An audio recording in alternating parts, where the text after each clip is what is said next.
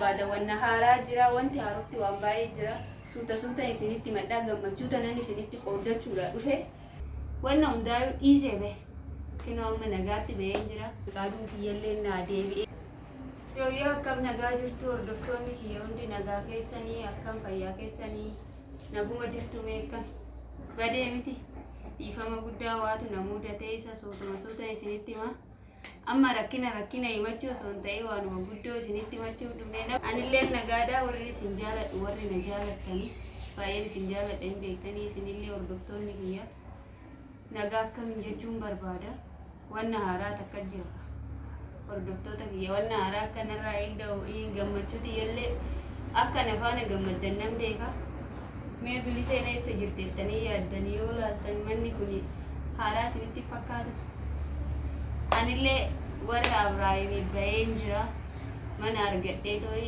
fixadhee xumuree namaan asiifachi takka kana takka san wanna hundaa'uu dhiisee bahe kinoo amma nagaatti baheen jira fiqaaduudhaanis araaramne hin beektanii illeen yoo nani mana jijjiirradhee dhukoottuu na qarqaarii meeshaayii maal jennaan hojiidhaan natti hin tolu jedhee dhufee hin beeku anillee manuma kana sisirreechuttan ture mee ilaala manni baay'ee guddaadha meeshaa kiyya as godhadhee firaashiin kiyya kinoo as bira iddoon TV kiyyalleen gwaadaa fi saalooniidha baay'ee mana guddaan argadhe baay'ee bareeda laal iddoo waan hundaa goggodhadhullee naa qabatee jira manni kiyya duraanuu guddaadha meeshaa wal keessa goggodhee tanan teechise jedhe duraanuu isinitti madheen jira hin beektanii wanni hunduu iddoo naa qabatte mana xiqqashuu keessaa bahee kun immoo gwaadaa kiyya kuni mana sireeti seennamu anuma qofa seena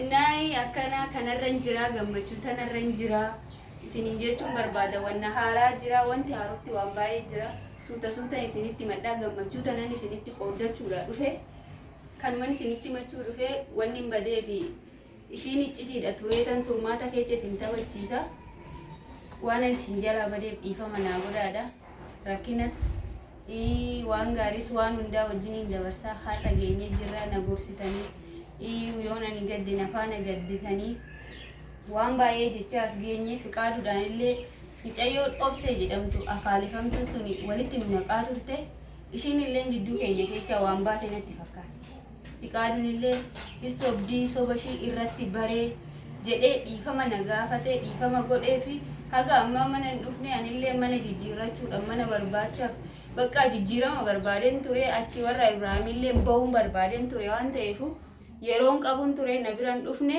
garuu araaramnee jirra araaramuu keenya isinillee bartanii jirtanii daa'imni tiyyallee iddoo guddaan gale daa'imni tiyyallee iddoo argattee taphachaa jirti firii naa taatee jechuudha daa'imni tiyyallee waaqayyo waan hundaa toora naa qabsiise natti fakkaata fiqaadullee dhabeen see fiqaadullee namni baay'ee gammadeen jira fiqaaduun kiyyallee naa deebi'ee micayyoon obsee jedhu sunillee jidduu keenya baatee amma rakkinni hunduu furame dheeta yaada oromooti baay'een gammadeera warri naa gammaddan asumaanillee galatooma isin jechuun barbaada gammachuun yommuu akka addaan hin cinne isinumti waaqa naaf kadhadhaadhaan na eebbisa eebbi keessa nafeedha anumatti qabata eebbi keessa inuma naata nalleen abaartan nan beeka waanuma gaarii naa hawwitanii naa loltanii waan hamtuurran na deebistanii nan beeka tanaafuu isin galateeffachuun barbaada asumaan jechuudha obboleewwan kiyya warri haadha naa taatanis warri abbaa naa taatanis amma booda hin badu haaraa waan gaarii tanarra hin jira isiniin jechaara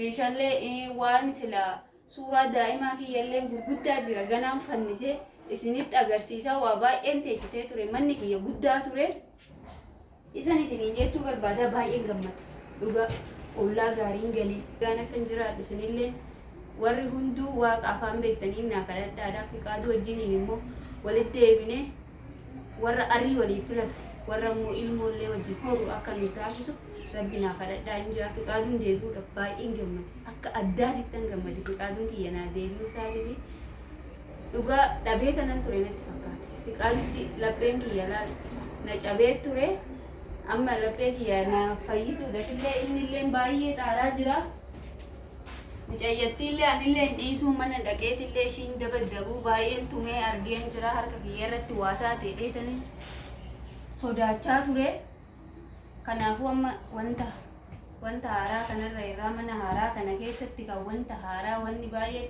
uumamuuf deema. Manni kunillee mana milkii akkanaa ta'u na eebbisa. Mana milkii agartee laal itti horu urjiinillee obboleessaa obboleettiitti argattu.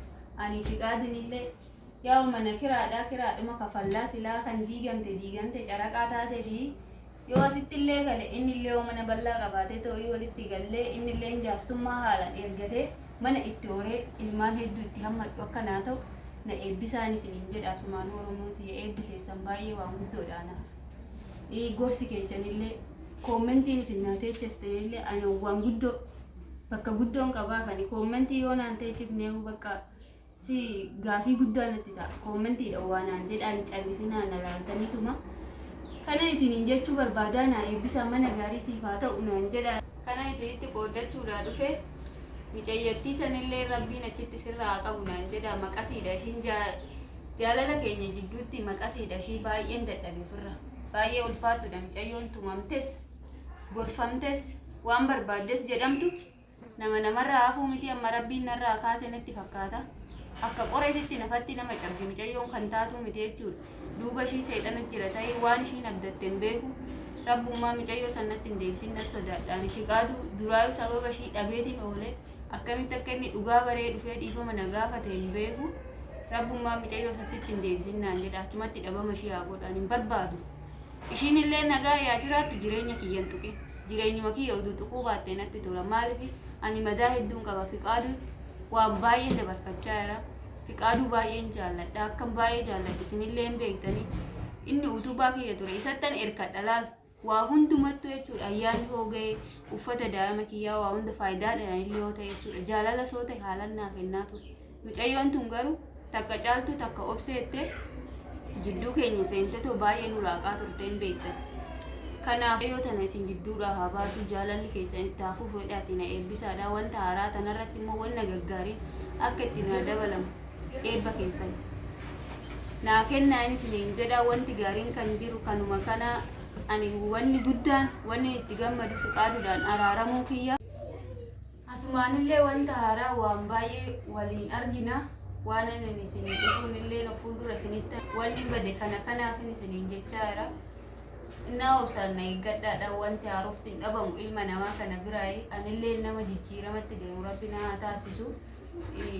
Kadhannaan isin naa taasistan, eebbi isin naa taasistan, gorsi isin naa taasiftan of fuulduratti jijjiirama inuma naa kennadheetii yaadan. Namni inuma jijjiirama. Gorsa keechan irraa jijjiirama guddaan innaa gorsa keechan hin dhiisinaayi.